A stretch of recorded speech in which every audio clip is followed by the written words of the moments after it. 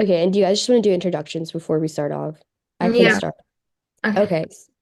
I can start just because I just wanted to mention that I've been having internet issues like all day and like yesterday as well. So if the reason why I'm turning off my camera while I'm not speaking is because of that. But if you guys can't hear me at any time in the round, just please let me know.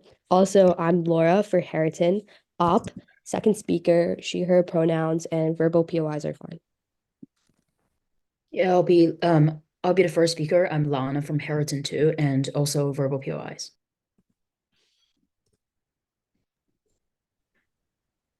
My name's Amber Saffer. I'm going to be the first speaker for Gov from Berkeley. Verbal POIs, please. Just talk through mine. Oh yeah, and I'm Zach. I'm talking through Amber's computer, but same deal. I'm the second speaker from Berkeley, verbal POIs.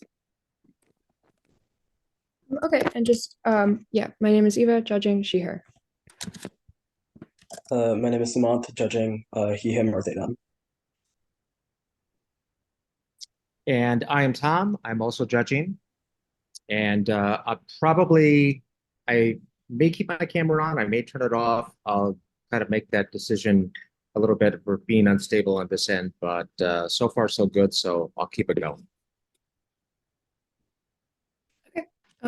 With that, if everyone's ready, I call upon the Prime Minister to deliver constructive speech not exceeding 7 minutes with a 30-second grace period.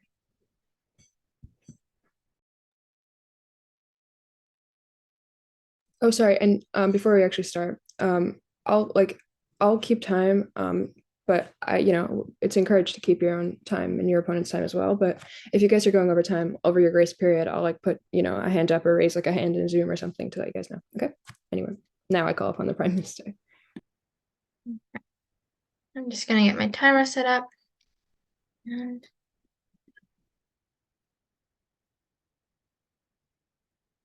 I strongly affirm the motion. This House believes that individuals are less morally responsible for actions they take that reflect past trauma. I just want to give a trigger warning that this speech will include references to different types of traumatic experiences from cults, violence, being in wars, rape. If you are uncomfortable with hearing about any of these, please let me know. I want to prioritize mental health over debate, obviously. Okay, now with that, getting into top of case, this House is going to be defined as just a moral and rational individual. Morally responsible, we think, is the moral status of deserving blame versus praise, reward versus punishment, and then how much of it. Observe is and then just when we tell you that the motion says less morally responsible, so the Gov is not advocating for people who have had trauma are completely morally acquitted from any wrongdoing. We think they are simply less morally responsible for actions than another person who did the exact same action, but it did not reflect any past trauma. They just did it for funsies or something. And then trauma is defined as a deeply distressing or disturbing experience. There are many types. I'll get more into that on my case. And reflecting past trauma, we think means that their actions are directly linked to and because of this past trauma. And then the weighing mechanism is preponderance of truth, whichever side can prove the statement to be more or less true should win. Now, overview here, we want to talk about moral responsibility. We, as government, believe that there are two big things that determine moral responsibility. The first is consequentialism, right? It's literally just what you did, what was the impact of it, who did you hurt or help? But the second thing we do think impacts moral responsibility is your intent, your reasoning behind it, and whether or not you were able to do anything else. We think, and for the applications of this round, we think that intent is going to be very different in people who have experienced trauma related to their action versus people who have not experienced trauma, who have been privileged in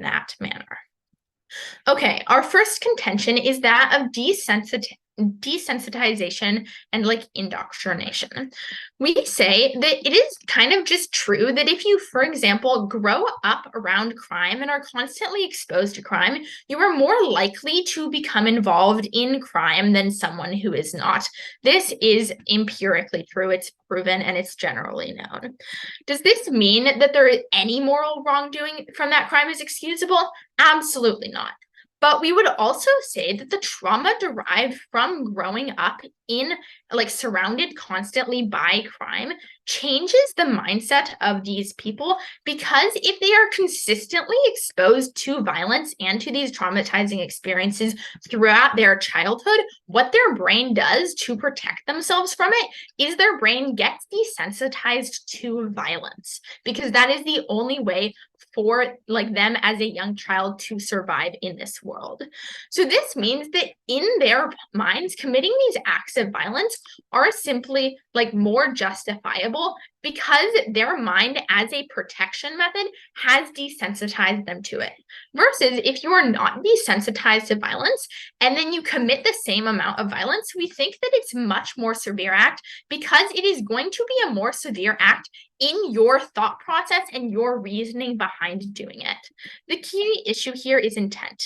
In someone who has a lot of trauma, inflicting trauma is more desensitized and therefore a much less extreme action for them to take. And we can see this mindset actually in a lot more progressive prisons. For example, in San Quentin, which is one of the like federal prisons right across the bay from us, it is a very progressive prison, and it has a lot of rehabilitation. That's very much what the culture is about. And because of that, most people who go there are able, after going through rehabilitation, to admit the severity of the crime they committed. However, note that this is only after they have gone through a really long process of rehabilitation. They are not able to even reconcile the fact that they committed violence before that. And this is because like many of them got into trouble when they were young after being raised in a hostile environment, and they had to have that time to process that past trauma and work through it to actually understand conceptually the crime that they committed. There are also and there are also other extreme examples that like people continue to be controlled by their trauma ideologically. We can look at people like cults, right? I think that like if you grow up in a cult, you are brainwashed into a cult, and then you raise your children within that cult and also brainwash and traumatize them. We think this is a lot less severe than if you grow up in a non-cult in a healthy family and then you become an adult and just have kids and decide to brainwash them for no particular reason, right? We think at the point where people still have indoctrination and like are ideologically controlled in their later lives, we think that they cannot receive as much moral responsibility. Our second contention is that with extreme trauma, people are not necessarily in control of their actions to the same extent. Subpoint A, trauma creates triggers. This is just principally true. I think we can all agree on it.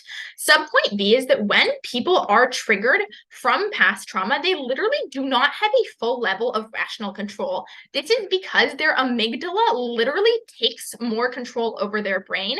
Their their prefrontal cortex is not functioning at the same level, and they literally are not able to put the same level of rational thought into their actions than a person who does not have this trauma, who does not have this trigger, is able to do. So, for example, if you are a victim of domestic violence, you are much more likely to react violently when you see, or like otherwise irrationally, when you see violence happening. Other examples are people like who have PTSD from war.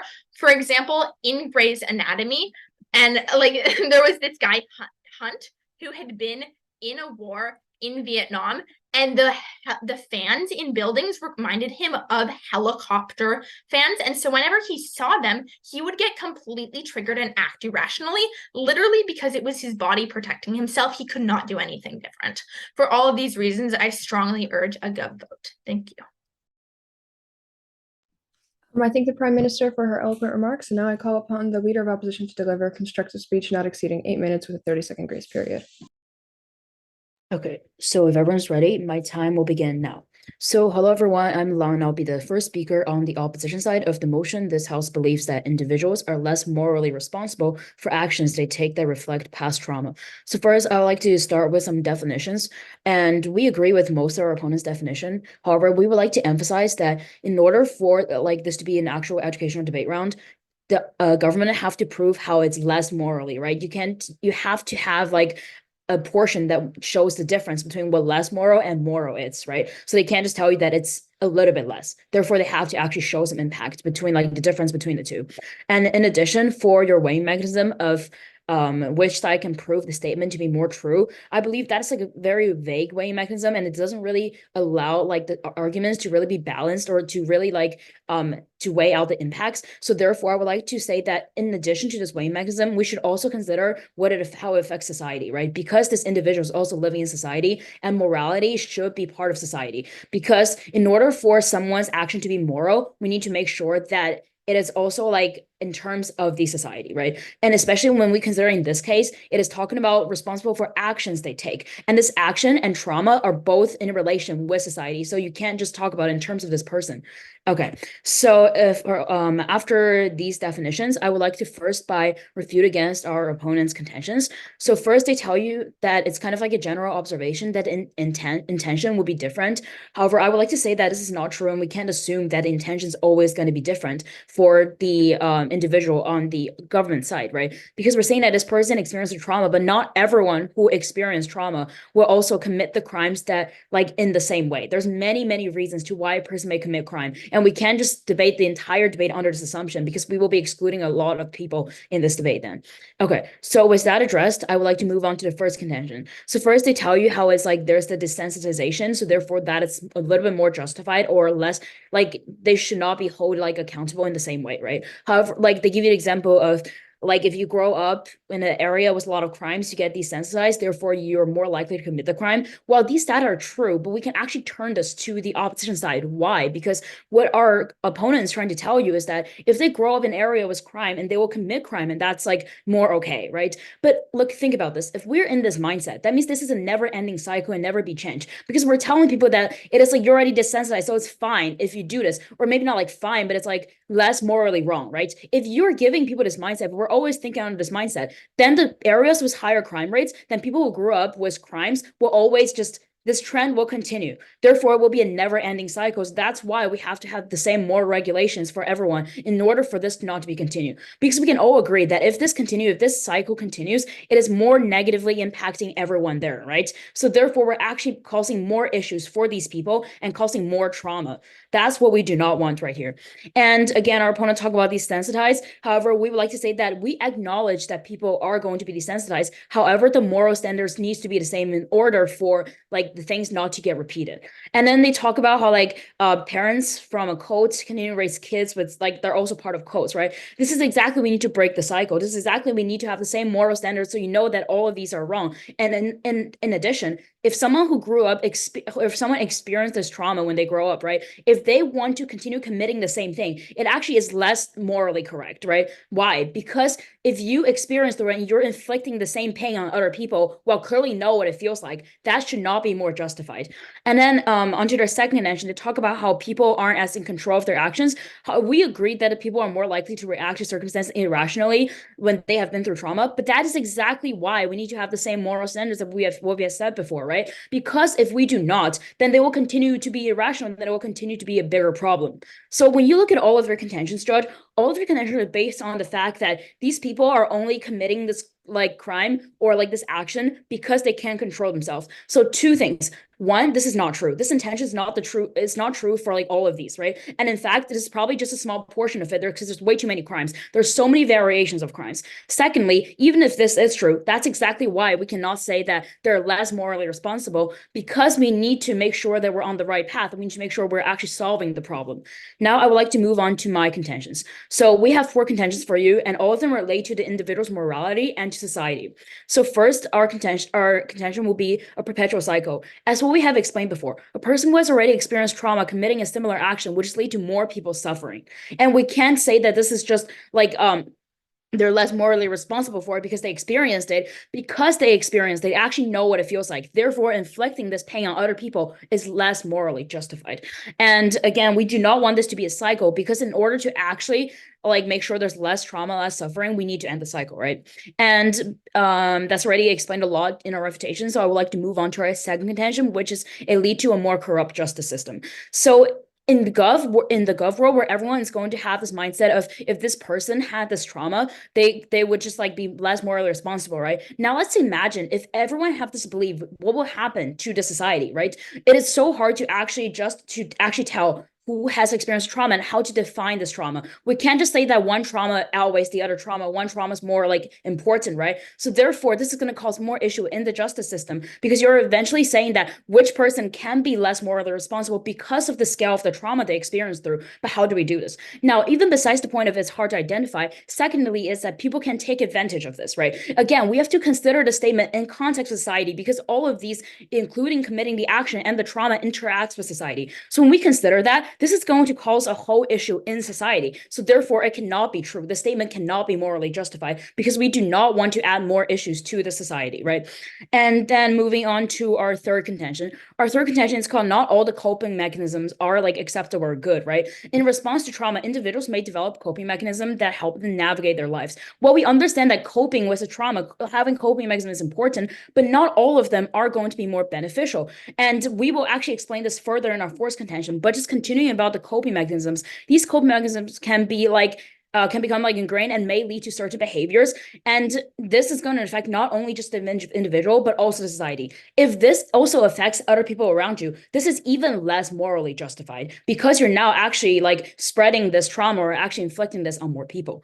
And then moving on to the last one, which is how like actually allowing this to be less morally responsible is actually like harmful to this individual that we're talking about. Now, why this is the case is because basically like relieving this trauma from another perspective, right? Now, we're obviously not saying that like this person who commit this action after experiencing trauma is just completely right, like there's no blame for it. We're not saying that. But even by saying that there's less moral responsibility, you're kind of like implying that like it is more okay for this person to commit this, right? But it doesn't make it more okay, because for this individual, if you are like committing the action that is like related to the trauma, you're basically reliving through the trauma through another perspective, right? And this can lead to greater trauma for the individual. So this is not even beneficial for the individual in addition to society. So therefore, even if we consider the perspective from the person who's committing the action, it is not beneficial.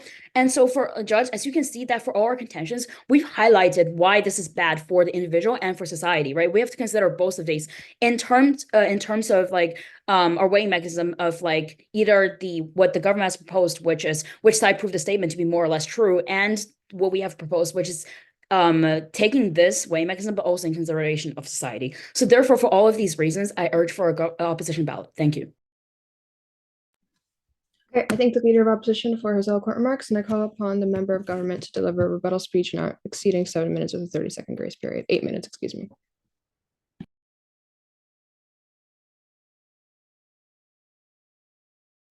Okay, hi, I'm gonna, oh, sorry. Oh, okay, well, okay, that was worse. Okay, hi, I'm Zachary. I'm going, wait, no, you should turn your volume on so we can hear your voice. Turn your volume on. Okay, fine.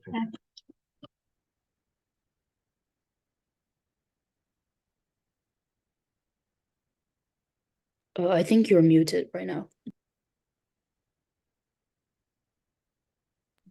You're unmuted, but like we can't hear you like for some reason. I think it might be within your device. Yeah.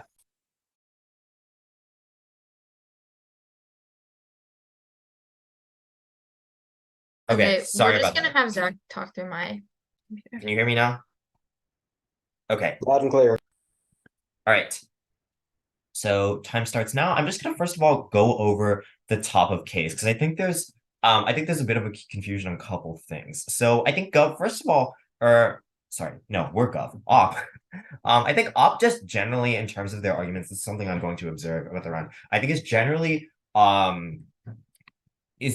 sort of viewing this round as if it was a policy round, viewing this as if this is like a belief that is being adopted widely by an amount of people that has like consequences that we should vote on like as they pertain to society. We would say that this is just not true, and this just isn't true, right? This house believes that motion, right? This is a fact round, right? And as the government, we also have the privilege of defining we also have the right, rather, of defining, the Wang of defining definitions. Our opponents have not made a formal abuse call, right? So first of all, just drop any objections they have to our definitions right in the garbage based off of that. But what we'd also say is just that, right, like it is this house believes that motion, right? We are making judgments.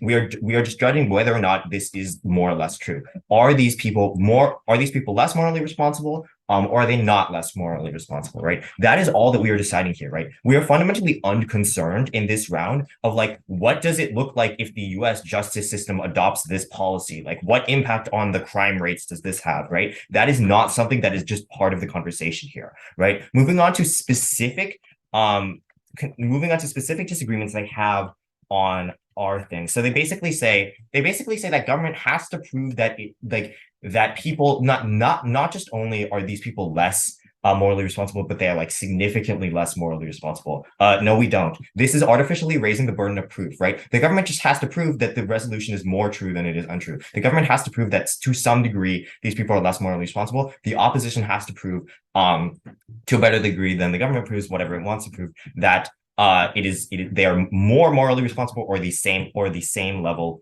of morally responsible. On the Wang mechanism, they talk about how this is vague, right? And how we have to consider consequentialism and like net benefits, basically how this affects society, right? And this is once again just drawing us into like a policy motion, right?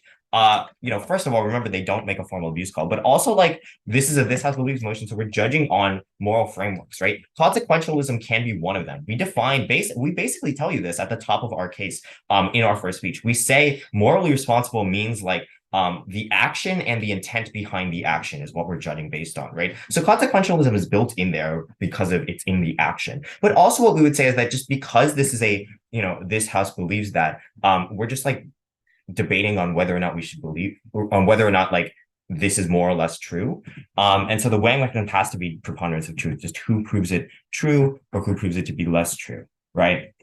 Okay, so on our first contention about oh, hang on. No. Sorry. So, and then they also talk about how not everyone who has trauma and is like committing a crime or doing something wrong is necessarily like that their trauma is affecting that. Like they're not necessarily committing like a pertinent crime. We would say that sure, but we're not talking about these people, right? The resolution specifically says that reflect their past trauma. So we're saying that that is pertinent in a way to their past trauma, right? If you are like abused as a child and then you do like 30 years later a bunch of embezzlement, we would say that that is not a pertinent crime, right? That's not what we're talking about here.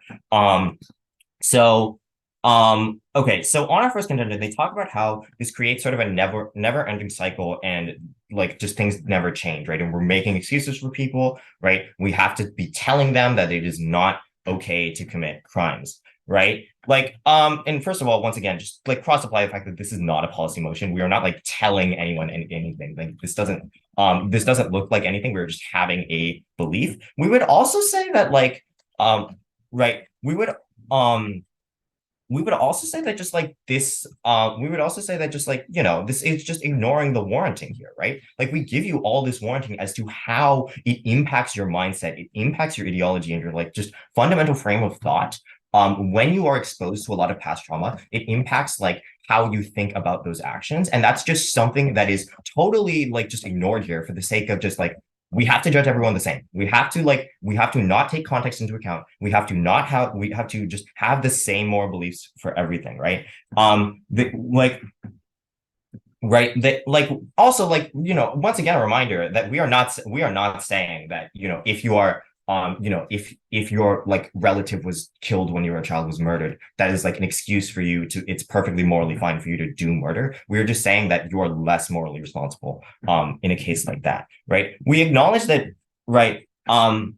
So they basically they acknowledge that people are desensitized, but that they need to have like universal moral standards in order to change the cycle. We would say that this is not pragmatically how the cycle gets changed, right? Treating everyone the same when in reality, like the context is not actually the same, just means that you're imprisoning a bunch of people that could be rehabilitating and you're be rehabilitated, and you're not giving them that option, right? So I'm actually going to like, if you don't believe any of our stuff on the weighing mechanism, which you absolutely should because it's good and I like it. But if you don't believe that, right, what's key here is that in consequentialism, we would still say if we're fundamentally just still talking about this from a consequentialist point of view, we would still say that someone with pertinent trauma is like less morally responsible than someone without. Why is that? Because that person is more likely to be able to be rehabilitated, right, and to reintegrate into society. What we see is that when people are given adequate support to access their trauma, they're more likely to recontextualize their previous actions within a new moral framework and be able to hold themselves accountable and conduct themselves in the future better. For someone without this trauma, right, this recontextualization just doesn't happen because they always knew, oh, I was just doing a bad thing, right, and I don't care. Because I don't care about people. I was doing a bad thing, right? We're not a judge and jury, but once again, we're not a judge and jury. We're not doing moral sentencing. We're not doing like sentencing. We're rather just like doing moral judgments. Sorry. POI. Sure, yeah. So if you talk about a point how you're not really judging these people, and then you're talking about a point about prison, and you're putting unnecessary putting people who doesn't deserve to be in prison, wouldn't you argue that you have to consider like how to judge these person in like a court in order? Basically what the argument I just did where I talked about prison and like access to rehabilitation, that was under your framework weighing mechanism if we're doing that. But I'm saying we're not doing that. It was an even if argument. On the second contention, right, they talk about how people can control themselves.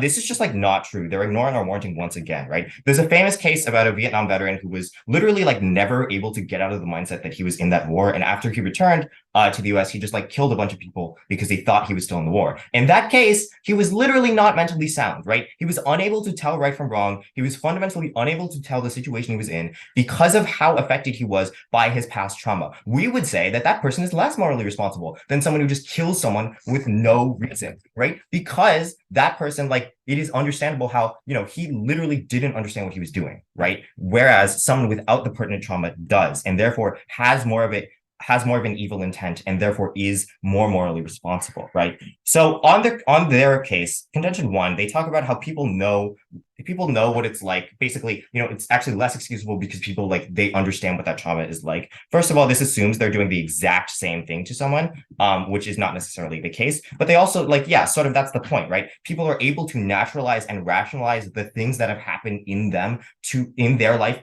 to them, right? It puts them into a bad mindset on the rest of society and normalizes those actions within their mind, and therefore they're more easily able to justify committing those actions onto other people. That's basically what we're saying, right? Okay, so my time is up, so I will forfeit the rest of my time. Okay, I thank the member of government for his eloquent remarks, and now I call upon the member of opposition for a rebuttal speech not exceeding 8 minutes with a 30-second grace period. Sorry. Okay, just a quick reminder again, like my internet has been bad, so if anything's going wrong, just please let me know. Okay, I'll start. Oh, just a quick off-time roadmap, if none of the judges mind. I'm just going to be going over some framing first, then I'll be going over Gov's speech, then going over and refuting anything said about op speech. With that being said, I'll start my time on my first word. Hi, my name is Laura Ramawi. I'm on the op side of this motion. This House believes that individuals are less morally responsible for actions they take that reflect past trauma. So just going over some framing of, at first, I mean, it seems like we kind of like disagree on like the circumstances that this is happening. We talk about how like, sure, they'll be less morally responsible as like Gov states, obviously, because it's in the motion, but still it would have to be like significantly less morally responsible than they would be in the status quo, right? Since like Gov didn't technically define how much less morally responsible you can be, like op technically has the right to do this. And so since they haven't done this, we're just gonna be pretty reasonable and say that they have to be less morally responsible than they would be in the status quo. So I'd say in the status quo, so right. What? POI. If op if UP is like using its right to define this because the government did not formally define it, why did it not in its first speech say specifically we are defining less as significantly less? Why was that not We specifically did. not used? We did. I have it bolded in red right here. We said that it would not necessarily significantly less, but it would have to be less morally responsible than it would be in the status quo. That's what we were defining as significantly less. So because if it's not less than it is in the status quo, why are we having this debate in the first place? That's what we're trying to say. We're not trying to say anything else. But anyway, going on to my speech, we'd also like to say like just like point out what. I paused time for that because that wasn't a POI. That was so just letting you know that you have 7 minutes with 43 seconds left on the clock because that was a clarification. So time is Okay, paused. I'll add like 10 seconds to the end of my time, if that's okay. Okay. I'll start my time now at 1 minute and 25 seconds. So I just like to also like point out again, like in Gov and Ops world, like not necessarily like anything like this, but just trying to prove like why our weighing mechanism should stand and you should choose Ops weighing mechanism and why would be more beneficial to the debate. We're assuming that if like in Gov's world, right, if we're believing that individuals are less morally responsible for their actions because of based on actions like that reflect their past trauma, right? If we're assuming that this is like a worldwide thing, right? I think morals are typically something that like known like pretty worldwide. It's like pretty like standard set of morals, like whether or not like something is right or wrong. Sure, there's like a bit of debate, but overall, like you could kind of agree which one's like overall right, which one's overall wrong. So we're saying that in like our world, right? There would in like Gov's world, there would be more like the majority of people would think that like people who have experienced these past trauma would be more like significantly less morally responsible or like AKA less morally responsible than they were in the status quo. And then in op, it'd just be like what it is in the status quo, which is why we believe that it should be our weighing mechanism to net benefits in society. Like again, like our opponents say that it is judged on whether or not if it is true. However, we are adding to this definition because we need a measurement of what will like make it true, right? How will the judge know whether or not it's true or not? We need a basis on this, and the way we can weigh the judge and like the debaters can weigh this motion is by how it affects society, right? We don't need this kind of like our formal abusive call, just like we stated that we disagree. And we're not like proposing that this is a policy round. We're simply stating that all of these factors that impact society will factor into morality because we want to consider something as moral, right?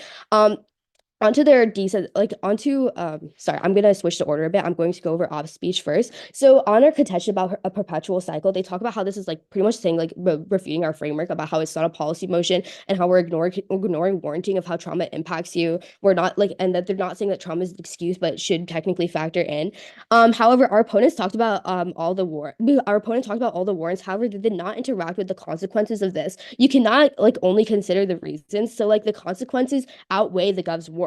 Also, our opponent brought up the point about like prison and say that you're not like putting more people who like doesn't deserve to go to prison. Like that's exactly what we're saying. Like in order for this argument to make sense, like they are implementing that this individual who committed the action should just not go to prison. So the deciding factor would be like whether or not if the individual has like the experience experienced trauma. And then also onto our point about like how you lead to a more like corrupt justice system, they did not respond to this, and they kind of just like assumed, I'm assuming their assumed refutation is kind of like the refutation to our framework. However, we still say that this still should stand because obviously if our entire society has this sort of ideology and believes this, like this house believes, right? Like if their entire society believes that this ideology is obviously going to affect our justice system and make our justice system even more corrupt than it already is.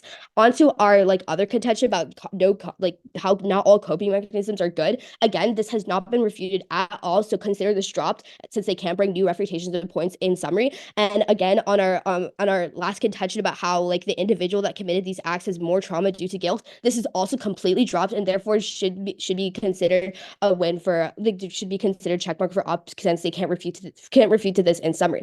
Going on to Gov's speech, they talk about on their contention about desensitization.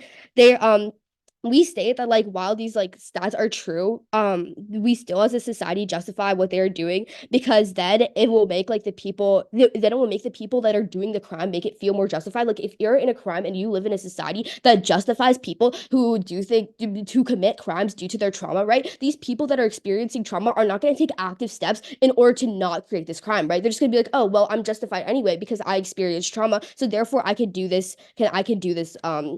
I can commit this crime. Again, this is completely irrational and would lead to net negative in society and overall just like not good, right? And like also if we keep like this trend, then it will like never solve the issue, and again contributes to our first contention of just perpetuating never-ending cycle. So if we would actually like turn this contention to our side, because like you would actually turn this contention to our side, because you want people to be in to not be desensitized into committing crimes and be able to do this rehabilitation. If we're in a society that has the mindset that, oh yeah, like this that like if you have trauma, your crimes are like less morally justified, like more morally justified, right? People who are committing crimes are not going to take active steps into to going into rehabilitation in the first place. So therefore, this sort of like mindset is completely harmful and shouldn't be accepted. Also, like this is exactly why you shouldn't have less moral standards, because you experience these horrific things, like such as being in a cult or whatever.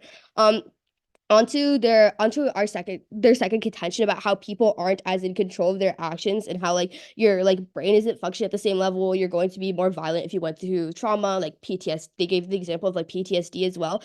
And while we agree that people are more likely to react to circumstances irrationally when they have been through trauma, like this still shouldn't be this still we like society as a whole shouldn't have this mindset that like, oh yeah, like if I went through trauma, it's still justified. While these things are obviously horrible things, and like they sure like to a certain extent, like especially like the example they gave with like PTSD, like they can't control that, right? I think in the status quo already, like in like ops world, we already do think that like these people are more morally justified already. Why do we need to extend that sort of fact even further? Also, you're like basically hurting people if you're saying that like, oh, if you're like further justifying these people, you're pretty much justifying their actions, and therefore you're not even like giving them the chance to rehabilitate, and you're not going to help them, because you're like, oh yeah, well they're justified, they're just like this because they've experienced trauma. What can we do about it? Because that's pretty much what like that's pretty much what Gov is saying. Like all of our opponents' contentions are based on the fact that like everyone who committed these crimes are because they can't control themselves, but this is not true. Like let's take the example, right? Like this girl had like a really abusive boyfriend, right? And her boyfriend would kept on saying like, you'll never find another like me. Like they promise we'll never find never find another like me, right? Like that's what her boyfriend's saying, and he's like manipulating her 24/7. He abuses her all day, every day, right? And then this girlfriend like goes back and gets revenge on her boyfriend and kills him, right? While I think in the status quo we still have some sort of like empathy towards this girl, that like obviously she's been abused, she's been through trauma, like she's been through trauma, like we should like try to help her, right? Like try to help her, and like she like in the status quo already less like more morally justified. Why do we shouldn't have to like even more morally justify like what she's already done, because in the end what she still did was a crime. She still had like this, she still committed, like she still murdered somebody, right? She shouldn't have like, just because she did that does not mean that we should not have to justify her thing. Sorry, my time's over, but I hope you guys got my point. Okay, I thank the member of opposition for her eloquent remarks, and now finally I call upon the leader of opposition to deliver a weighing speech not exceeding 4 minutes and 30 seconds. Okay, if everyone's ready, I'll start my timer now. So, hey, Judge, I would like to first go over some of the like main points of this round, and then finally go into the weighing. So first, I think we need to believe that we need to settle the point about the definition and the weighing mechanism, right? So what our opponents are essentially trying to tell you is that this is a truth round, it's not a policy round. So you can't like propose like, oh, what people think, like what it's like, but like the thing is, we're never saying that it's a policy round. We're only saying that you can't just say that we're gonna judge on which side is more true, right? Which side prove that it's true, right? Because what we're saying that we need a standard for what really is considered true in this point, because we're talking about morality, right? Morality needs a standard to actually identify what counts as moral. And since morality, it's always intertwined with society, we always need to consider what an individual's action affects society. And because a lot of things that we consider moral are in context of society, therefore we cannot keep society out of this motion. That is essentially what we're saying, and we believe that that is the best definition for this round and the best weighing mechanism, which will be that, yes, we are still saying that which side proved the statement to be more or less true, but we're talking about it that there is a standard for what is considered true, and the standard is morality and society, right? Because we need to consider these things when consider this motion.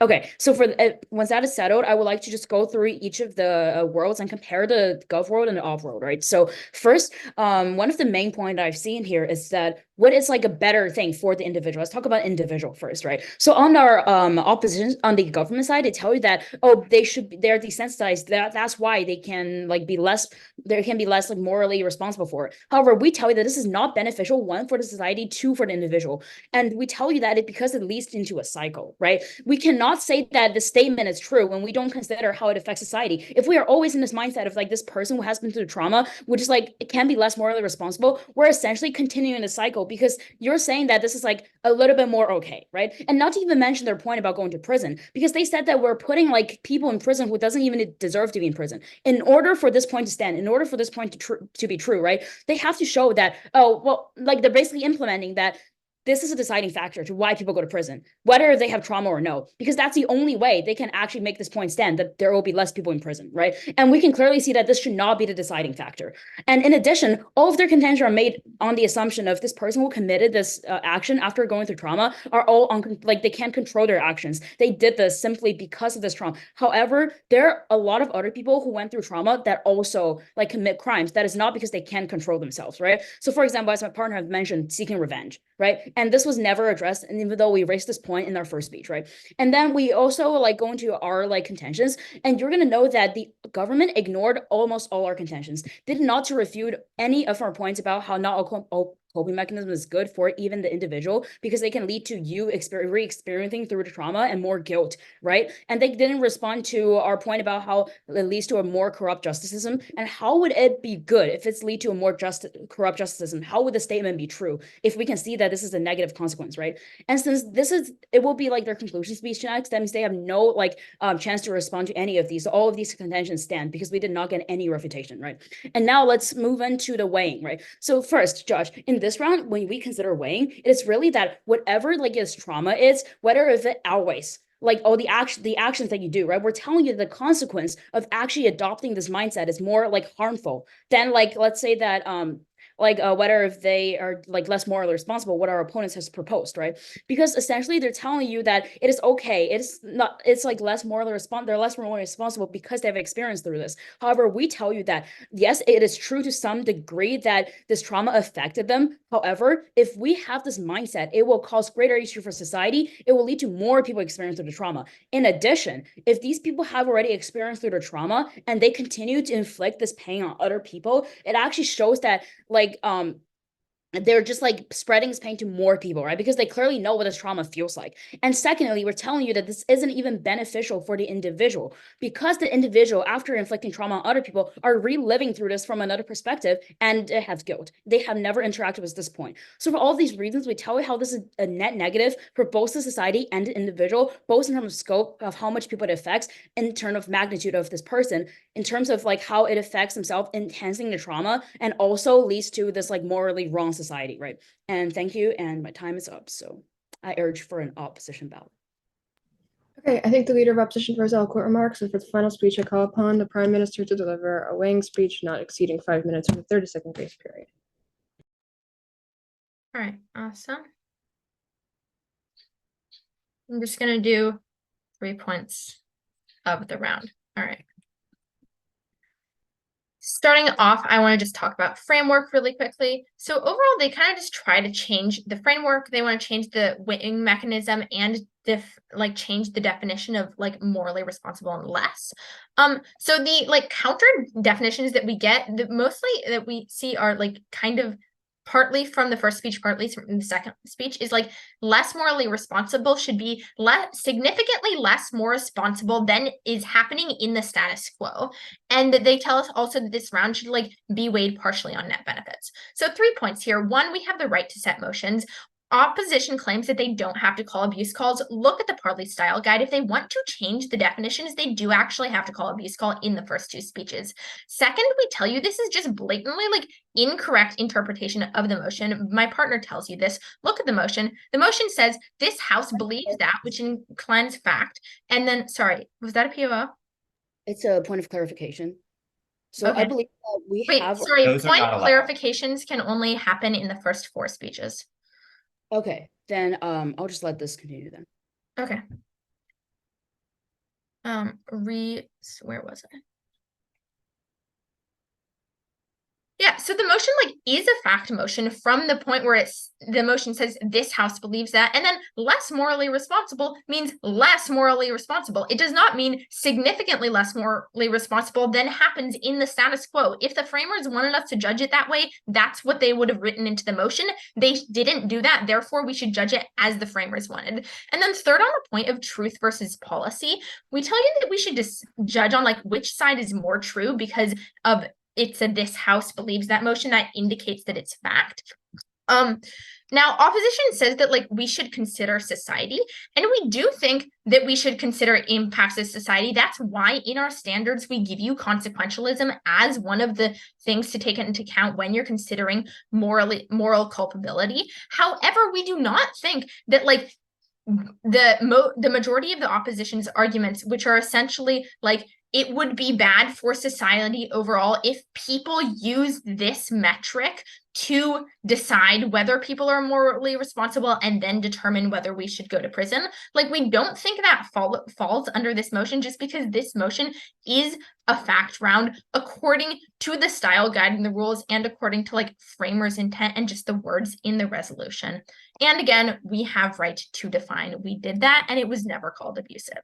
So, second, now we are going to tell you, one, under our weighing mechanism, why we win, and second, even if you buy that we should just view net benefits, why we still win under that weighing mechanism.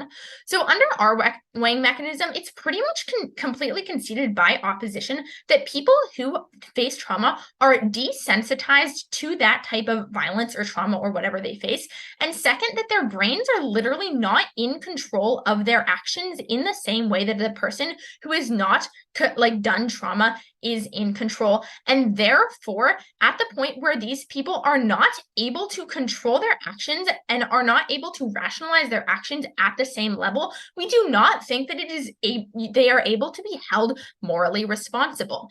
Now, opposition gives us two things. One, that like it will continue the cycle. I'll get to this in the second voting issue. But second, we get this like example of like an abusive boyfriend or a person killing their abusive boyfriend.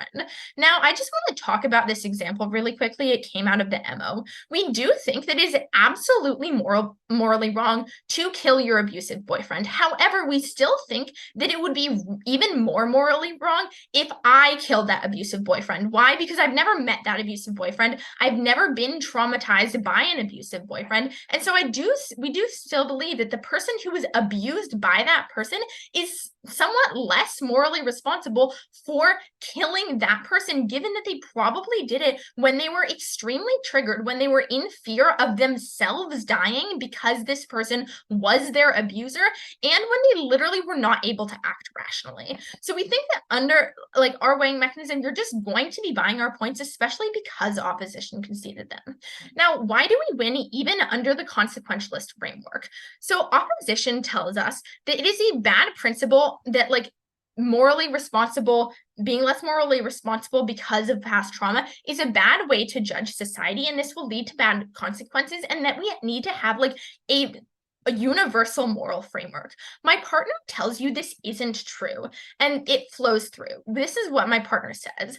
People who commit actions because of trauma are, one, more capable of rehabilitation, because once they work through that trauma, they are able to like rationalize and realize that was bad and not do it again. And second, because of that, they actually should have rehabilitation prioritized compared to people who did those actions without any trauma or triggers making them do that action. We tell you that a world where all people are treated universally within the justice system, regardless of any things that led to those bad actions being done, ultimately is a world with more violence. This is why San Quentin is good. This is why rehabilitation programs are good. And this is why it is important to have people held less morally responsible and instead put them in rehabilitation programs if they are doing it because of past trauma that leads to less violence. For all of these reasons, I strongly affirm. Okay, thank you, everybody. Great round. Okay, so the rest of the judges and I are going to go put in our ballots, and then we'll be back for RFD. If I can ask, like, judges, just like, turn your camera on or something when you guys come back, so we know. Sure. Thank you. That's a great round. Sounds Yeah, good. good luck, you guys. Yeah, sure. Sure.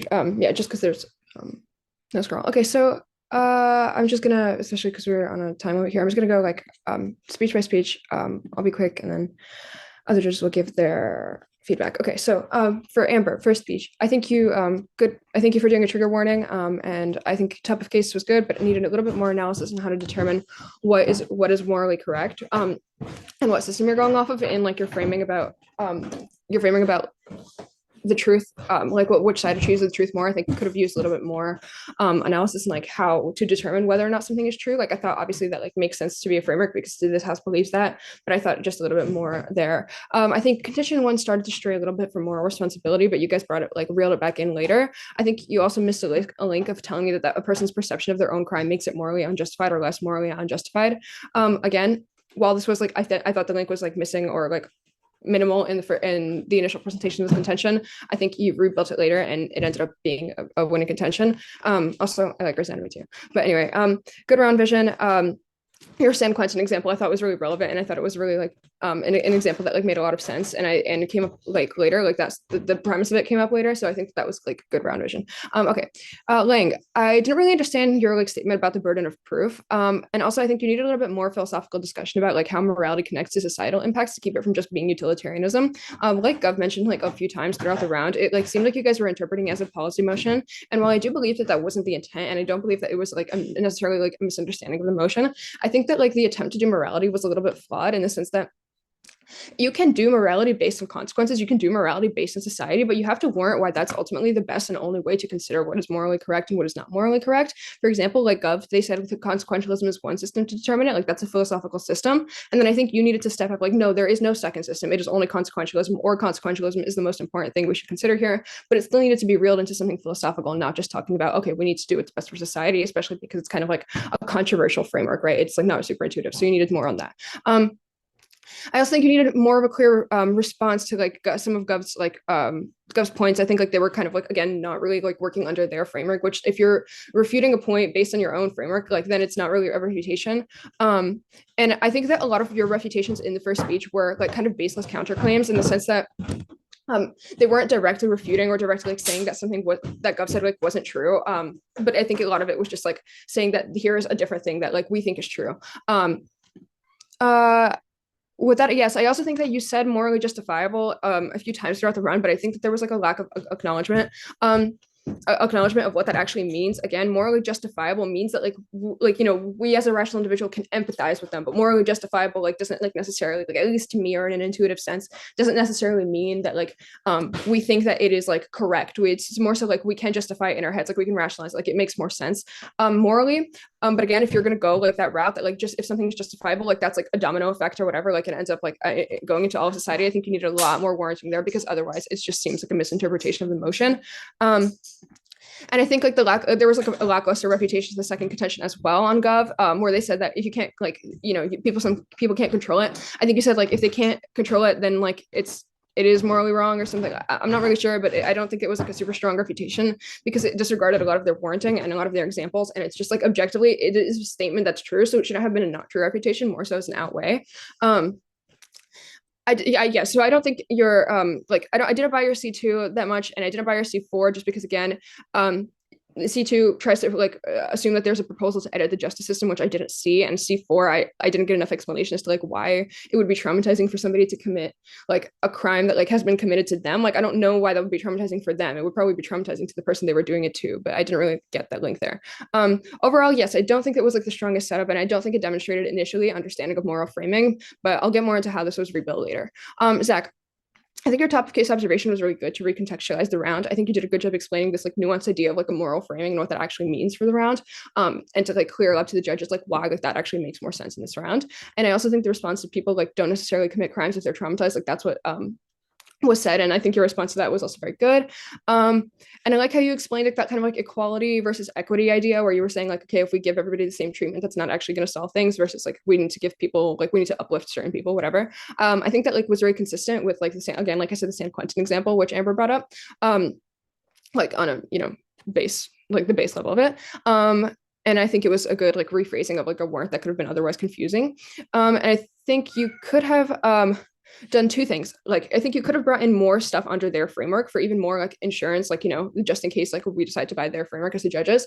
I think like while you did do that, I think like some of your points were like kind of like you skipped over like some places where you could have added more. But to be fair, I understand that it's not, you can't always like refute certain consequential like consequence things when it's not really relevant to your case or to your warranting.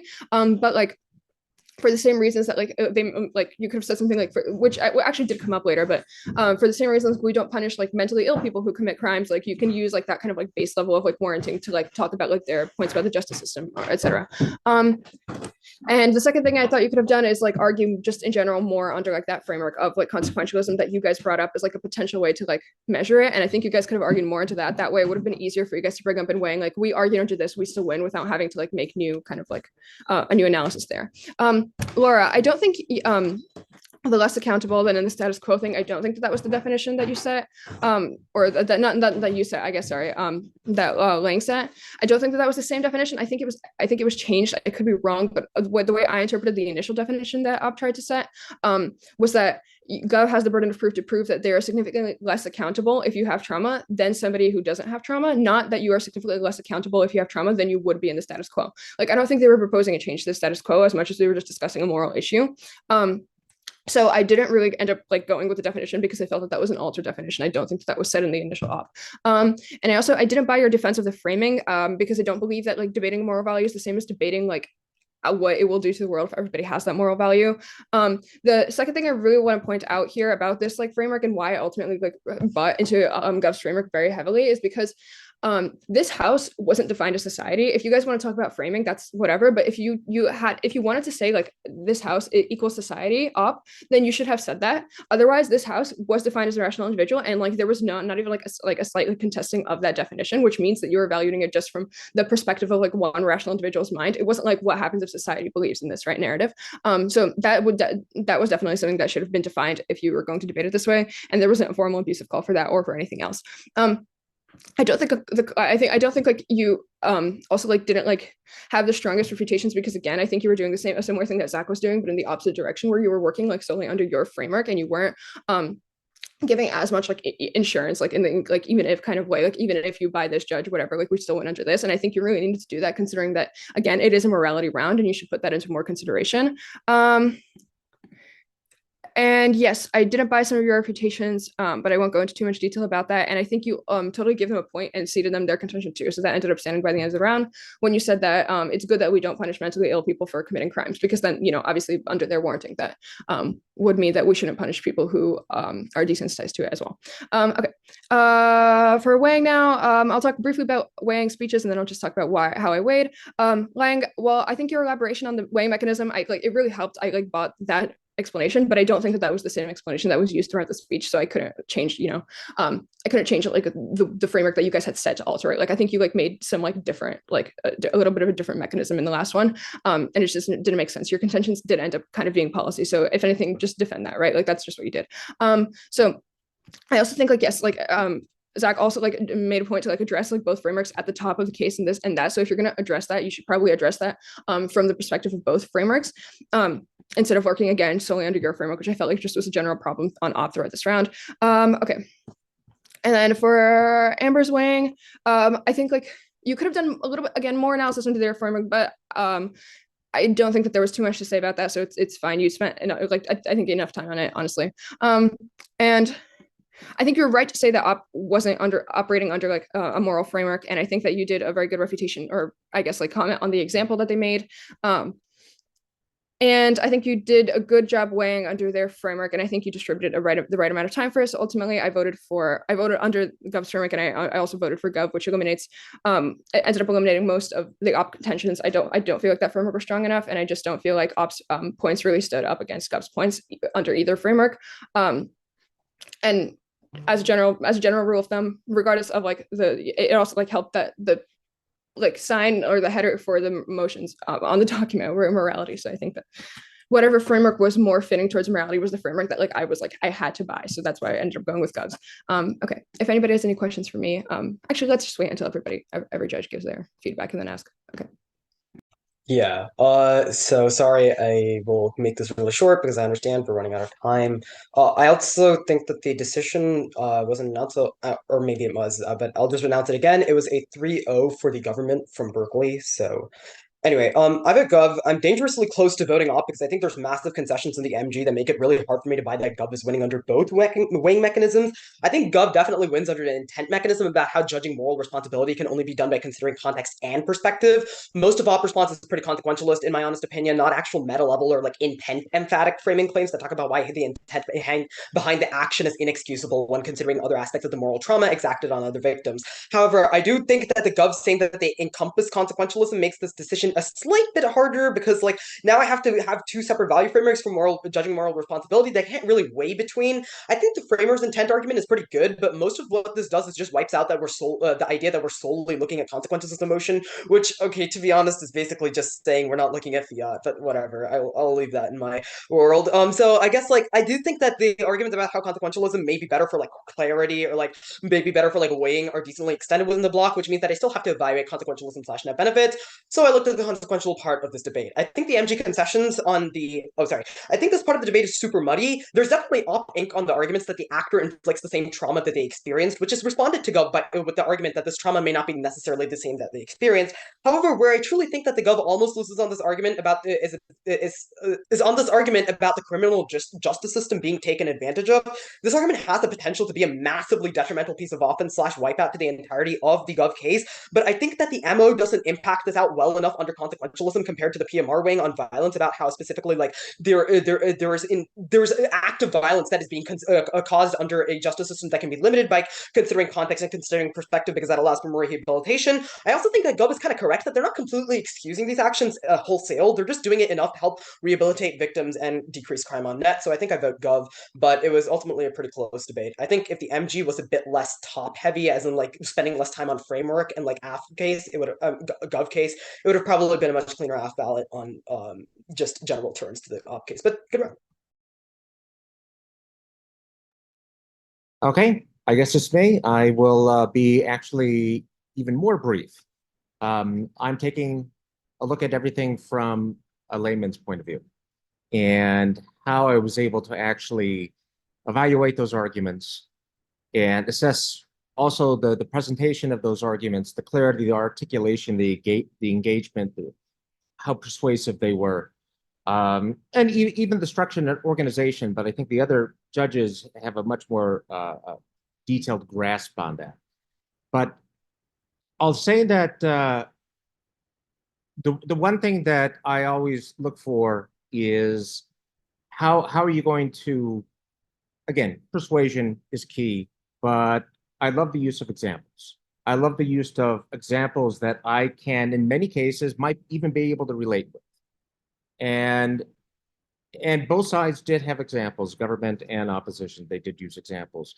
I did though like how opposition used the one example and government was able to again use that to find their case even more. And again, I want to be mindful of time here. I'm not going to go through the other general notes that I have. I thought again, both the rebuttals and the counter arguments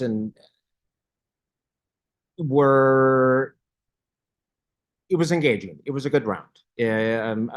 Everyone did again a fantastic job. I enjoy listening to something that we're dealing with these philosophical and psychological through a perspective and various lenses and their ethical theories and legal perspectives and all those things that we have to interpret for this debate. And both sides did a great job. I though thought that government just was able to speak more clearly to me that I could jump on board with, and it was consistent throughout, at least from my perspective. But again, it was a great debate, guys. All right. Thank you.